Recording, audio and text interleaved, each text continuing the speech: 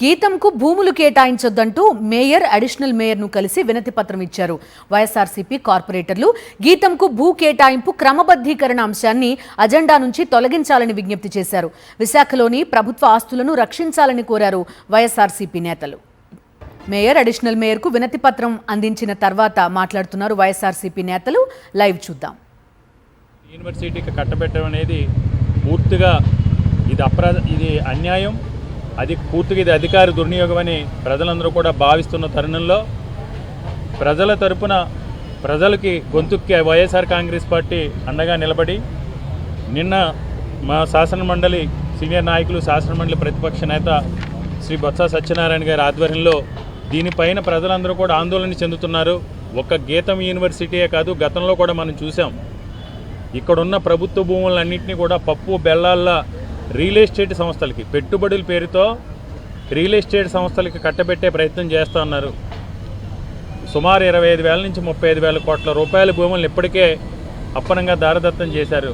So ప్రజల గొంతుకులతో మనం కూడా భాగస్వాములు అయ్యి దీన్ని ఎట్టి పరిస్థితుల్లో కూడా నిలువరించాలి. ఈ భూ దోపిడీని నిలువరించకపోతే ఈ ప్రాంతం, ఈ నగరం కూడా నష్టపోతుంది. దానివల్ల ప్రభుత్వానికి, ప్రజల ఆస్తులకి ఈరోజు హక్కులు కోల్పోయే పరిస్థితులు తీసుకొస్తున్నారని అందులో నిన్న ఒక కార్యాచరణ రూపొందించుకొని ఈరోజు ఎజెండా నుంచి ఏదైతే 15 ఎజెండాల 15 అంశం కింద గీతముకి 54 ఎకరాల 79 సెంట్ల భూమిని కేటాయిస్తున్నామని జీవీఎంసీ అధికారులు పెట్టారో ఎజెండా అంశం నుంచి దాన్ని తొలగించాలని ఈరోజు కార్పొరేటర్స్ అందరూ కూడా పెద్దలు బొత్స సత్యనారాయణ గారు, శాసనమండలి సభ్యులు సోదరులు రవిబాబు గారు వీళ్ళందరి ఆధ్వర్యంలోనూ కూడా ఈరోజు కమిషనర్ గారికి, మేయర్ గారికి, అదేవిధంగా రాష్ట్ర ప్రిన్సిపల్ సంబంధిత శాఖ ప్రిన్సిపల్ సెక్రటరీ గారికి కూడా ఈరోజు ఒక లేఖ రాయటం జరిగింది. ఆ లేఖని స్వయంగా మా కార్పొరేటర్స్ కమిషనర్ గారికి, మేయర్ గారికి కూడా ఇవ్వడం జరిగింది. ఏదేమైనా మీడియా మిత్రుల ద్వారా అందరినీ కూడా విజ్ఞప్తి చేసేది ఏంటంటే, ముఖ్యంగా ఈ ప్రాంతంలో ఉన్న మేధావులు కానీ, విద్యావంతులు కానీ, న్యాయవాదులు కానీ, ఉత్తరాంధ్ర అభివృద్ధిని కాంక్షించే ప్రతి ఒక్కరూ, విశాఖపట్నాన్ని ప్రేమించే ప్రతి ఒక్కరూ చంద్రబాబు నాయుడు గారు పూర్తిగా ఈ ప్రాంతం మీద వివక్ష చూపిస్తున్నారు.